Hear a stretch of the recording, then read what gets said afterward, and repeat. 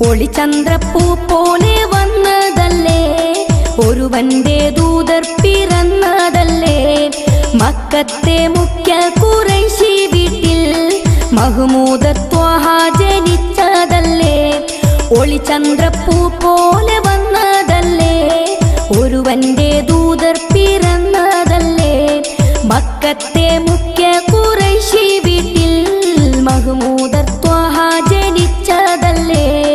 യാ നബി സലാം, യാ റസൂൽ സലാം, ഹാത്തിമുൻ നബി അവരില്ലായിരം സലാം.